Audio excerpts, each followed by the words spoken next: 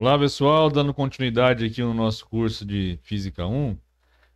Na aula passada, no vídeo anterior, eu falei sobre trabalho de uma força, trabalho de uma força variável, trabalho de uma força constante, potência e outras coisas. E hoje nós entramos aqui um pouquinho sobre energia, né? Vamos definir energia potencial, energia cinética, energia mecânica e chegar na lei de conservação da energia mecânica, que é algo importante para a gente, e também no princípio de conservação da energia como um todo, certo? Vamos partir aqui de algo que nós vimos anteriormente, né, para depois a gente ir evoluindo aqui. Então nós temos da aula passada aí, né, o trabalho do vídeo anterior, né, o trabalho da força-peso. E aí, nesse caso, eu estou pensando aqui que eu tenho um corpinho aqui representado por essa bolinha, né? Subindo de uma altura inicial até uma altura final. Essa é a ideia que eu quero aqui propor, né? E qual seria, então, o trabalho da força-peso, né? Pensando aqui em relação à minha referência, quando esse corpo vai da altura inicial até a altura final, certo?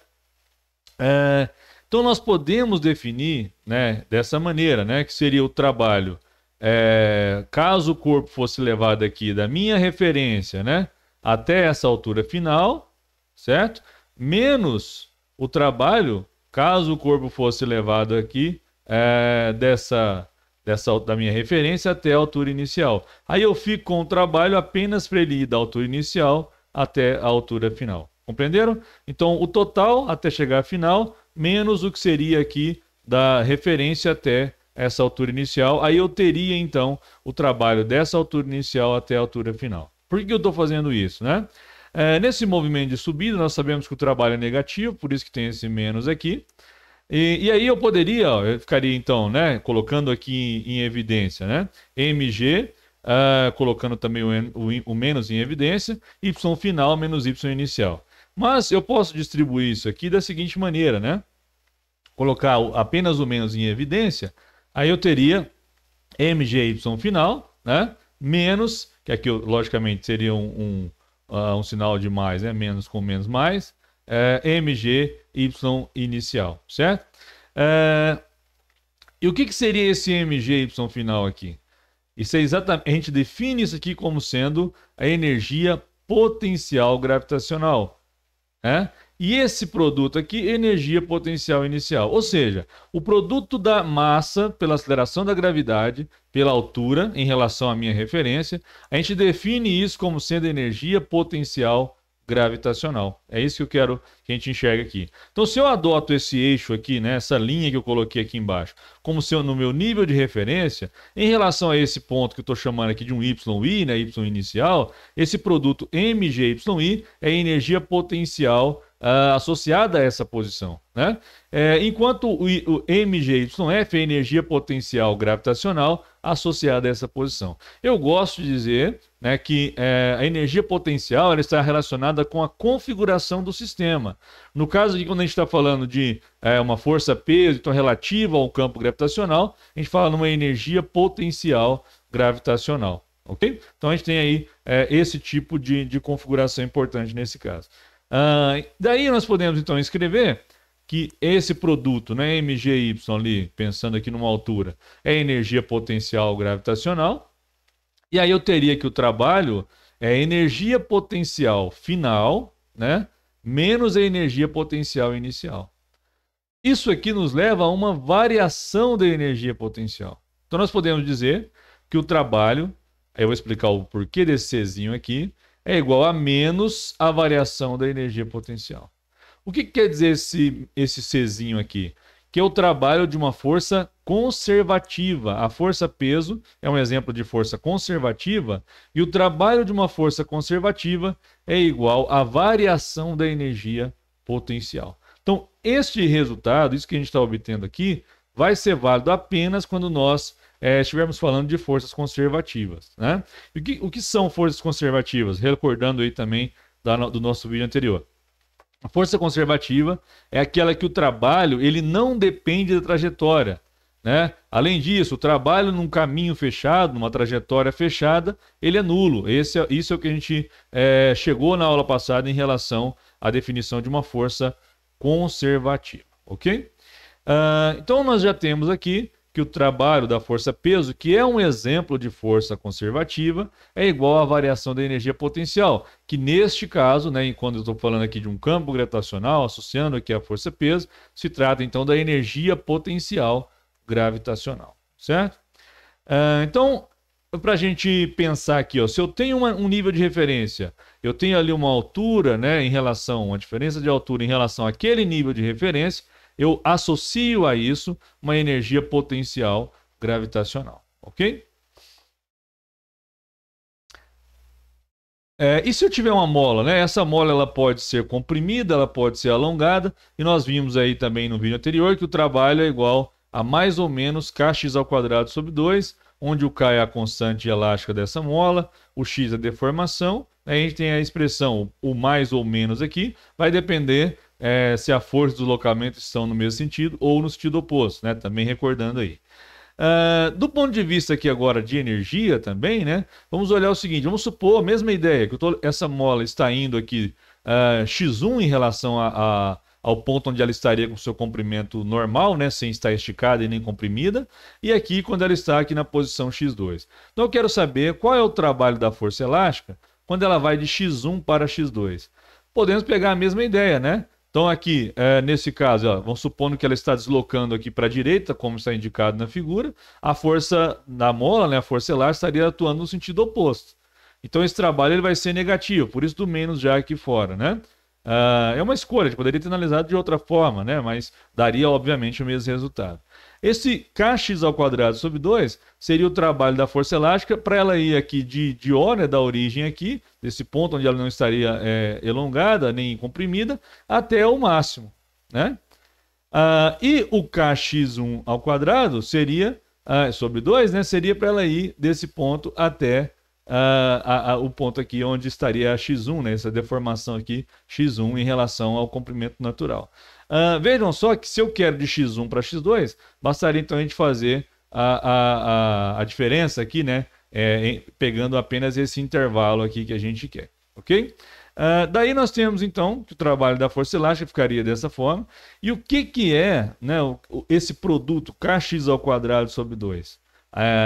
Isso aqui é o que a gente chama de energia potencial. Esse termo aqui, né, kx ao quadrado sobre 2, tanto faz o 1 ou o 2 aqui, né, eu escolhi pegar por esse, energia potencial elástica, né? Então, novamente, o que a gente pode dizer? Que o trabalho dessa força seria igual a menos a energia potencial elástica final, né, no caso aqui, chamando esse aqui de final, menos a energia potencial elástica inicial. O que nos leva a concluir que aqui também é um exemplo de força conservativa, nós já sabemos disso também, né? Que o trabalho dessa força, que é também uma conservativa, é igual a menos a variação da energia potencial. Então, o que a gente já pode ficar aqui muito claro em relação a isso? Que toda vez que se trata de forças conservativas, o trabalho dessas forças conservativas é igual a menos a variação da energia potencial. Então, guarda essa informação aí. Nós vamos falar agora de energia cinética e depois voltamos aqui para a gente trabalhar com esses dois conceitos, né? É importante ressaltar o seguinte, né? Que aqui, ó, nós estamos falando o quê? De uma deformação. E associada a essa deformação, e que também é uma configuração de sistema, né? Nós temos a energia potencial elástica, certo? E o teorema trabalha energia cinética, que aqui também vai nos ajudar a definir o que é essa energia cinética, né? Nós podemos pensar nele aqui da seguinte forma. Vamos pegar um caso particular, mas já adianto que isso será mais geral, mas vamos a partir desse caso particular aqui para a gente entender melhor esse resultado. Vamos supor uma força atuando ali paralela ao deslocamento. Essa força, vamos pensar aqui que ela inicialmente é uma força constante, para simplificar o nosso entendimento. E aí vamos pensar que o trabalho dessa força, partindo lá, né, ela sendo constante, poderia ser dado então por F delta x, cosseno de zero, que seria o ângulo entre, né, força e deslocamento, que é justamente cosseno de zero é igual a 1, então fica F vezes delta x, né? E eu posso, sendo essa minha força a força resultante, que aqui é importante que seja assim, por isso eu já coloquei esse R, né, para o trabalho resultante, ou trabalho da força resultante, né, ou a soma de todos os trabalhos, de todas as forças que estão realizando o trabalho, podemos pensar assim também, igual a MA, ou seja, massa vezes aceleração, lá da segunda lei de Newton, né, vezes ΔX. Mas vamos dar uma olhada nessa parte aqui, ó, a ΔX, né? Como é que a gente poderia utilizar nesse caso aqui, em que a aceleração é constante, né? Já que a força é constante, para ajudar a chegar aqui na ideia de energia cinética. Então, aí nós temos aí, lembrando lá que nós já vimos, né, Torricelli, né? Velocidade final ao quadrado, né? Igual a velocidade inicial ao quadrado, mais 2A ΔX, ou V ao quadrado igual a V0 ao quadrado mais 2A ΔX, tanto faz, né? Se eu isolar esse A ΔX, né, para a gente poder substituir aqui na equação, nessa do trabalho que a gente está considerando, como é que fica? Posso passar esse VI para o outro lado, ele vai subtraindo, e o 2 que estava multiplicando aqui o A vezes ΔX, ele passa a dividir, então fica dessa forma. Quando eu coloco ela aqui nessa equação, eu tenho a massa aqui multiplicando, ó. Então nós podemos, por fim, escrever assim, ó. Massa, velocidade final ao quadrado sobre 2, menos massa, velocidade iniciada ao quadrado sobre 2. Né? E isso aqui, ó, é justamente esse termo aqui, massa vezes a velocidade ao quadrado sobre 2, é justamente o que a gente chama de energia cinética. Né? Então esse é o termo nomeado, né, definido aí para a gente como sendo energia cinética. Desta maneira, o que a gente pode concluir? Que o trabalho resultante é igual a energia cinética final menos a energia cinética inicial, ou seja, é igual à variação da energia cinética. Então isso aqui é um resultado muito importante, né? Inclusive casa lá com o início, quando a gente começou a falar de trabalho, é que se uma força ela realiza trabalho, né? Eu tenho uma força resultante aí, realiza trabalho, então, obviamente, então ela é não nula, né? Isso vai produzir o que? Isso vai provocar uma variação no módulo da velocidade. Então o trabalho resultante é igual à variação da energia cinética. E neste caso aí, a força pode ser conservativa ou pode não ser conservativa, né? Então esse é um resultado geral. O trabalho resultante, né, é igual à variação da energia cinética. É chamado de teorema trabalho-energia cinética, né? É muito importante que a gente compreenda muito bem. Assim como já definido anteriormente, né, que a unidade de trabalho é o Joule, a unidade de energia também é o Joule, né? Obviamente falando aí no sistema internacional, certo? Daí a gente pode pegar aqui para chegar num outro ponto também importante das leis de conservação, né? Vamos pegar o seguinte. Suponha que eu tenha aqui, então, algumas forças atuando, né? Então eu posso dizer que o trabalho resultante é igual à variação da energia cinética, ok? Vamos supor que mais de uma força ali, ela realiza trabalho, né? Sobre aquele corpo. Então vamos pensar o seguinte, né? Que se eu posso separar esse trabalho como sendo duas parcelas. Que parcelas são essas? O trabalho das forças conservativas, né? Mais o trabalho das forças não conservativas, certo? No caso das forças conservativas, o que a gente já sabe aqui também de poucos minutos atrás, né? Que o trabalho de forças conservativas é igual a menos a variação da energia potencial, né? Então eu posso escrever que menos a variação da energia potencial mais o trabalho de forças não conservativas é igual à variação da energia cinética, certo? Tudo aí tranquilo, trabalhando o que a gente acabou de ver, né? Vou passar isso aqui para o outro lado, vai somando.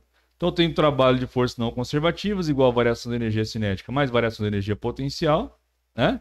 E o que é essa variação da energia cinética? Não é energia cinética final menos energia cinética inicial, e a variação da energia potencial não é energia potencial final menos energia potencial inicial, né? Também coisas que a gente está acostumado. O que eu vou fazer agora? Eu vou escrever isso aqui de uma outra forma. Eu vou escrever o que é final com o que é final, o que é inicial com o que é inicial. Então vamos lá. Ficaria assim, né? A energia cinética final mais a energia potencial final menos a energia cinética inicial mais a energia potencial é igual, né? Aqui o menos obviamente, né? Por isso eu coloquei entre parênteses aqui para a gente colocar em evidência. É igual ao trabalho das forças não conservativas. E esta soma aqui, ó, energia cinética mais energia potencial em um dado ponto, né? recebe o nome especial aí, recebe o nome de energia mecânica, né? Então, o que é energia mecânica? É a soma, né? Energia cinética mais energia potencial. É claro que quando o corpo está em uma determinada posição, eu não posso comparar energia cinética naquele ponto mais energia potencial em outro ponto, chamar isso de energia mecânica, né? Eu posso até ter uma delas nulas naquele ponto, mas eu tenho que estar falando, quando eu estou me referindo aqui à energia mecânica, a um determinado ponto específico, né? E essa soma energia cinética mais energia potencial é que é a energia mecânica. O que dá para a gente escrever aqui, então? Que o trabalho dessas forças não conservativas é igual à energia mecânica final menos a energia mecânica inicial. Ou seja, que o trabalho de forças não conservativas é igual à variação da energia mecânica. O que significa isso aqui para a gente? Significa o seguinte, que se tem forças não conservativas, por exemplo, se tem atrito envolvido aí na história, o trabalho da força de atrito é igual à variação da energia mecânica, né? Isso é que é importante. O trabalho de força não conservativa, por exemplo, o trabalho da força de atrito, é igual à variação da energia mecânica. Podemos ainda dizer de outra forma, que se tem forças aí, né, dissipativas, ou seja, forças não conservativas, a energia mecânica vai variar com certeza. É isso que a gente pode traduzir dessa equação, né? Mais do que a equação é interpretar o que ela está nos fornecendo ali, nos dizendo. E vamos agora para um caso particular disso aqui, que aí a gente vai chegar em algo aqui bem importante também para a gente, que é o caso, aqui o geral, né, que a gente tem, que é o caso onde apenas atuam forças conservativas. Ora, se só tem forças conservativas, quer dizer que o trabalho das não conservativas só pode ser quanto? Só pode ser zero, né? Se apenas atuam forças conservativas, por exemplo, se eu não tenho atrito e mais nenhuma outra força dissipativa, o trabalho das forças não conservativas só pode ser zero. Sendo zero, a gente tem o que daqui? Que a variação da energia mecânica é zero. E o que quer dizer isso? O que quer dizer que a variação é zero? Ou seja, quer dizer que essa energia mecânica ela não varia. E como é que a gente pode enxergar isso? Olha, a variação não seria a energia mecânica final menos a energia mecânica inicial? Mas isso é igual a zero, que a gente está concluindo aqui, para o caso onde só tem forças conservativas. Aí eu posso dizer então que a energia mecânica final é igual à energia mecânica inicial, certo? Ou seja, nós temos conservação da energia mecânica. Então aqui é um resultado importante, né? Então, para ficar bem claro, se atuam apenas forças conservativas, ou seja, se não temos forças dissipativas, o que nós temos é conservação da energia mecânica, certo? Vamos aqui então ver aqui uma simulaçãozinha, onde a gente vai poder brincar também com essa aqui, né? Olha só. Então vamos pensar aqui inicialmente esse sistema bem simples, né? Aqui do gráfico do lado aqui nós temos um gráfico de energia, onde eu tenho energia cinética, potencial, térmica e energia total, né? Se eu tiver o atrito aqui zerado, ó, então eu só vou ter cinética e potencial, e a total então vai ser a própria energia mecânica, né? Daí nós temos o seguinte, ó, se eu abandono aqui esse corpo, ó, veja, ali no gráfico dá para observar já que toda a energia ali ela é potencial, porque o corpo não está em movimento. Inicialmente eu só tenho energia potencial, considerando aqui que o piso ali seria meu nível de referência, eu posso medir a altura através ou a partir desse ponto, né? Então, e se eu abandono aqui a menina com o skate, o que vai acontecer? Ela vai começar a descer, olha só os gráficos, ó. À medida que ela vai descendo, vai diminuindo a energia potencial e aumentando a energia cinética. A energia total permanece. O que eu tenho então é a transformação da energia cinética, né, em energia potencial e vice-versa. Então se eu pego nesse ponto aqui, ó, eu tenho este valor de energia cinética e este valor de energia potencial. Se eu pego um outro ponto mais adiante, eu já tenho isso, né? Ó, vamos pegar aqui. Mas o que se conserva no caso quando não tem atrito, né? Eu tenho então um caso onde não atuam forças dissipativas. Então aqui acontece conservação da energia mecânica. O que se conserva? Não é a energia potencial e a energia cinética isoladamente. É a soma energia cinética mais energia potencial. É isso que a gente chama de energia mecânica. Então, a energia mecânica nesse ponto aqui, ó, ou seja, cinética mais potencial, é igual à energia mecânica nesse ponto, né? Então, aqui eu tenho uma altura diferente, mas o que eu não tenho, vamos dizer assim, de energia potencial, eu tenho de energia cinética. Energia cinética aí, para ficar bem claro, está relacionado com movimento, com velocidade, né? E energia potencial com configuração do sistema. Então, eu tenho uma altura menor, então em relação àquele primeiro ponto lá, eu tenho uma energia potencial aqui menor, gravitacional no caso, né? E a energia cinética maior. Lá era zero, tu estava partindo lá do repouso. Então eu posso comparar quaisquer pontos aí nesse aspecto. Vamos pegar aqui agora se eu tivesse o atrito. Vamos zerar aqui, começar de novo. Se eu tivesse o atrito, né, um pouco aqui de atrito, vou abandonar mais ou menos a mesma altura. Olha o que vai acontecer agora. Vocês viram que antes ela ficava indo, voltando e chegando sempre até a mesma altura, né? E agora, o que vai acontecer? Agora que eu tenho atrito, ó, primeiro que apareceu um novo indicador ali, né? Parte da energia ali está sendo transformada em energia o quê? Térmica. Ou seja, isso vai gerar aquecimento, né? Devido ao atrito entre a superfície. E foi até que ela parasse ali no ponto de menor altura, né? Está oscilando ali um pouquinho. Então, veja que agora ela já não vai subir mais a altura de lançamento, porque agora eu tenho atrito aí sendo considerado, né? Vamos pegar esse, por exemplo, pode ser esse aqui para a gente ver rapidamente. Deixa eu tirar todo o atrito aqui. Olha, vou de novo, né? Então, se eu abandonar ela, a energia cinética sendo transformada em energia potencial e continua indefinidamente, né?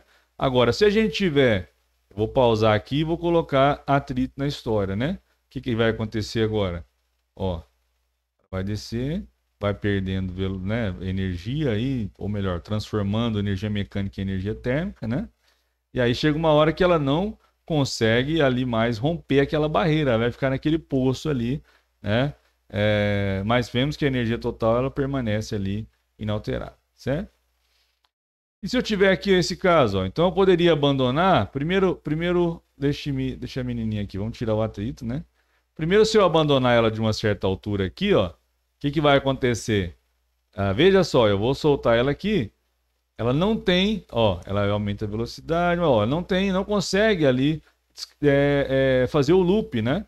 Fazer essa volta. Então ela precisa, só vocês lembrarem da montanha-russa, né? Primeiro você sobe até atingir uma certa altura ali, aí depois você começa a descer, ganha velocidade, algumas tem loop, outras coisas e tal. Você vai ver que não tem nenhuma barreira ali mais alta do que aquela primeira, né, que você subiu para começar a descer. Então lá é um sistema onde eu tenho o quê? Energia potencial, energia cinética. Lógico que lá também a gente tem atrito, né? Tem forças dissipativas, né? Então é um sistema aí que a gente pode utilizar aqui desses conceitos para tentar entender melhor. Agora vamos, eu vou pegar ela aqui um pouquinho mais acima. O que vai acontecer? Se eu pegar ela aqui um pouquinho mais acima, né? Aí é lógico que agora ela vai conseguir ali realizar o loop, né? E como não tem atrito inicialmente aqui, ela vai continuar fazendo isso, subindo até aquela mesma altura de onde foi abandonada, né? Indefinidamente. Agora, se a gente colocar o atrito na história, aí, claro, que vai mudar, né? Vai chegar uma hora, pode até conseguir aqui de início, ó, nem conseguiu, né? O que eu teria que fazer? Se ela não conseguiu já, eu teria que soltar ela aqui então, né? De um ponto, né, mais alto, porque ela teria uma maior energia potencial, né? Ia ter condições ali, ia ter energia cinética ali suficiente para conseguir romper essa barreira, então, relacionada ali, né? Claro que aqui a gente tem que pensar que tem energia térmica também, ou seja, parte da energia é transformada aí em calor, né? E aí ela já não consegue mais depois a romper ali, né? Deixa-me ver aqui algo que eu queria mostrar para vocês também. Do ponto de vista do gráfico, né? Achei esses gráficos aqui bem interessantes, inicialmente também sem atrito. Olha só que legal, né? A gente vê aqui mostrando a energia potencial em azul, a energia cinética em verde, a energia total e a energia térmica. Inicialmente não temos atrito, essa é a história que a gente tem, né? Eu poderia colocar aqui em relação à posição, mas também em relação ao tempo, né? Fica até bonitos aí os gráficos, né? Nós podemos pensar também o seguinte, que onde eu tenho o mínimo de energia potencial, eu tenho o máximo de energia cinética, eu tenho a maior velocidade, né? E vice-versa, onde eu tenho a máxima altura, ou seja, a máxima energia potencial, o corpo para instantaneamente para começar a descer. Tudo isso é análise aqui importante que a gente pode fazer, né? Voltar aqui, agora vamos pausar e vamos considerar o atrito na história. Olha que interessante também, né? Olha como que fica interessante o gráfico, né? Ó, olha o que vai acontecendo, né? Ele vai diminuindo ali a energia potencial e a energia cinética, né? Das amplitudes do gráfico, claramente, e vai aumentando a energia térmica ali. Ok? Poderia fazer isso também olhando aqui, que esse gráfico fica até mais legal agora. Já vem um amortecimento aqui, né? Interessante observar também, né? E a energia térmica vai crescendo ali com o tempo. Ok? Então lembrem-se que se tem atrito na história, se tem força dissipativa, né? Aí não há o que se falar em conservação da energia mecânica. Mas, né? Até vamos voltar aqui de novo, né? Vamos tirar o atrito novamente. Quando a gente tem apenas forças conservativas, ou seja, não tem atrito e nenhuma outra força dissipativa, a energia mecânica se conserva. Então, o que se conserva nesse caso? A soma energia cinética mais energia potencial, ok? Vejam só ali como fica no gráfico, quando a gente não tem atrito, né? Apenas oscilando ali entre essas duas modalidades, vamos dizer assim, de energia, tá? Vamos voltar à nossa apresentação para a gente concluir. Isso aqui a gente pode pensar o seguinte, pessoal. Vou melhorar aqui para nós.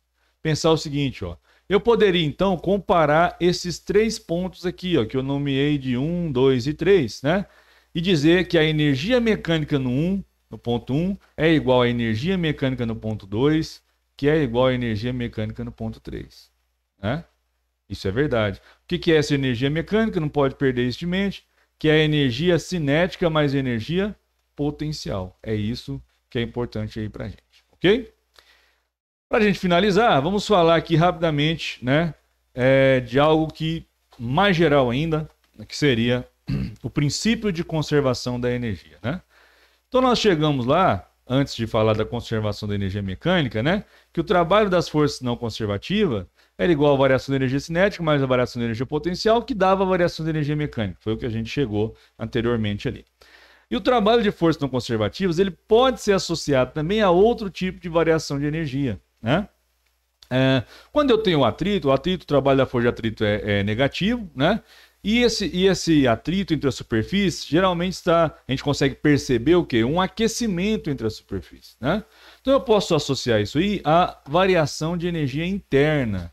E essa variação de energia interna está relacionada com temperatura. Quando a temperatura aumenta, nós temos um aumento também na energia interna. E quando essa temperatura diminui, ou quando a energia interna diminui, eu tenho uma diminuição na temperatura. E vocês vão estudar melhor em termodinâmica, né, no segundo ano, para quem ainda não fez, né, caso não esteja familiarizado com esses termos aqui. Mas o que eu quero é o seguinte, então eu posso, como esse trabalho da força não conservativa ele é negativo, né, pensando nessa ideia, eu posso escrever então que esse trabalho das forças não conservativas é igual a menos a variação da energia interna, certo? E aí eu posso escrever que menos a variação da energia interna é igual a variação da energia cinética mais variação da energia potencial, né? E eu passando isso para o outro lado, eu posso escrever que a variação da energia cinética mais variação da energia potencial mais variação da energia interna é igual a zero. E o que quer dizer isso aqui? Que sempre, num sistema isolado, eu vou ter variação de energia, mas eu consigo perceber isso no outro. Lembra da simulação que a gente acabou de ver? Onde você, quando tinha energia térmica envolvida na história, a energia total continuava a mesma, pensando no sistema ali isolado. Então, o que eu tinha era transformação de modalidades, de forma de energia em outra, né? Se estava diminuindo a energia cinética e energia potencial, estava ali aumentando a energia térmica, no caso, né? Então eu posso escrever dessa maneira, que uma variação, se uma está diminuindo, a outra está aumentando e assim sucessivamente, né? De tal forma que quando eu somar essas variações, a soma dá zero. E isso é que é o princípio de conservação da energia. E a gente pode levar a algo aí que talvez vocês já ouviram, né? Que a energia não pode ser criada ou destruída, mas apenas transformada de uma forma em outra, né? Que a gente pode até considerar aqui, parafraseando, né, o que disse Lavoisier, ok? Então este é o princípio de conservação da energia aí como um todo, pensando no sistema isolado. Então era isso aí que eu tinha para dizer para vocês na aula de hoje, espero que tenham compreendido, né? E até um próximo vídeo.